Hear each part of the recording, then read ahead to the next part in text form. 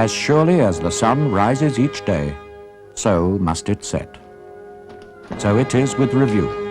This is to be the last issue after more than 35 years. 1947 was a watershed year in the annals of the coal mining industry and of the British people. A once fragmented industry came into public ownership.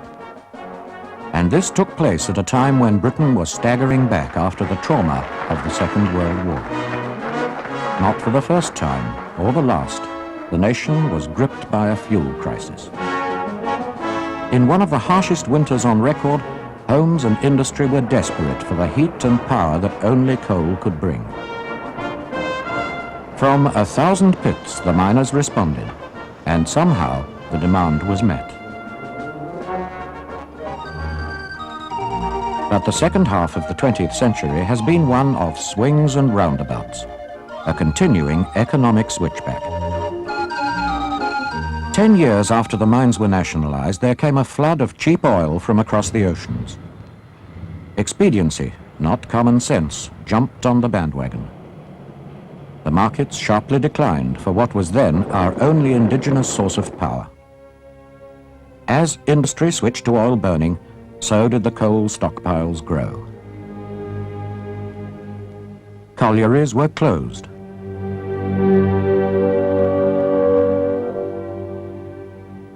Men were relocated, and the rundown of the industry in the 60s got underway. It could have been a knockout blow, but it wasn't.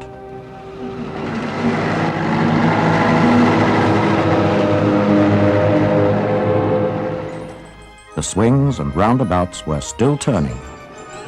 1974, and the end of cheap oil. The end of cheap anything, for that matter.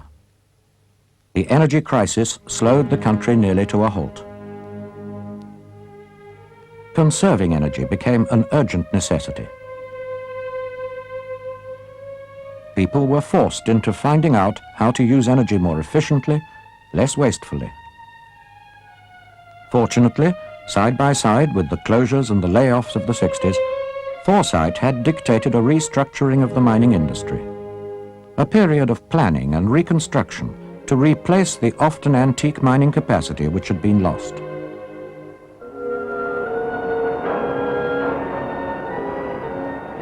The headstocks of new and rebuilt mines rose phoenix-like out of the ashes.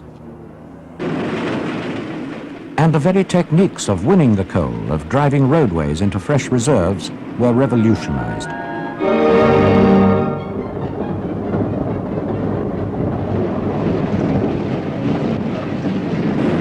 A new generation of machines and support systems gave a reduced workforce more power to its elbows than had ever been dreamed of before 1947.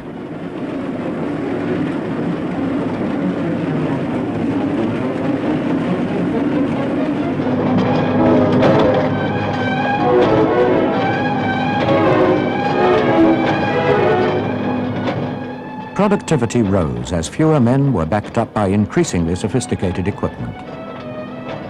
New techniques made coal mining a safer and less labor-intensive industry, where many of the more back-breaking jobs were taken on by machines.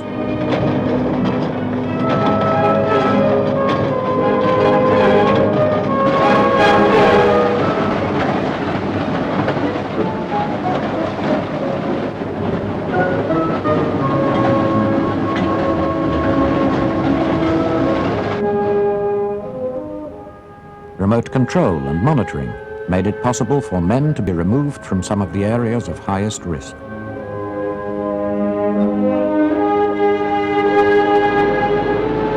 The preparation of coal for the market was automated. Industry and the power stations demanded a clean product. They got it.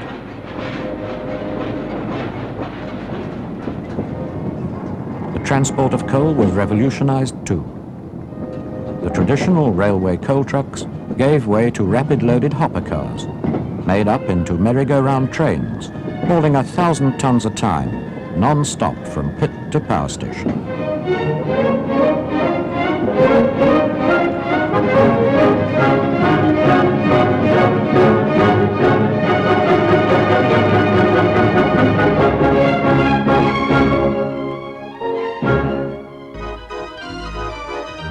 That word again, the merry-go-round. This time, the 1980s.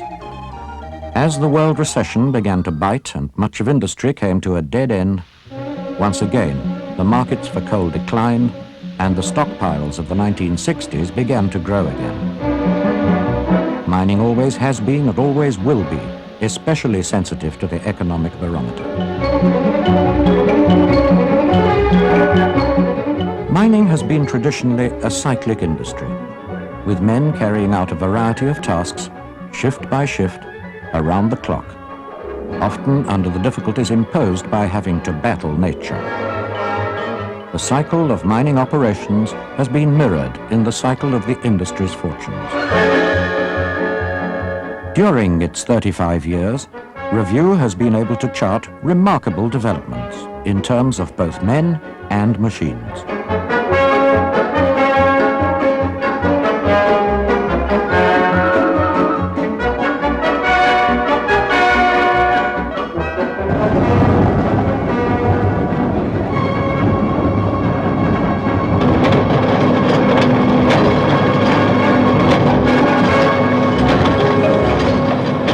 Men in coal mining sustain the prosperity of the nation. It's hard for them, perhaps, to face up to the fact that so far no government in Britain has been prepared to devise a flexible and integrated energy policy. Britain, after all, is the richest country in energy in Europe, yet, paradoxically, one of the poorest nations in the community. They, more than most of us, realize that all energy resources are finite.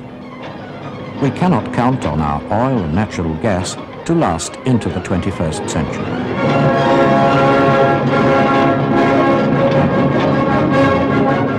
Nuclear power remains an enigma. Only coal, exemplified by the impending birth of the new Selby coalfield and its vast reserves, can guarantee us a supply of energy for centuries ahead.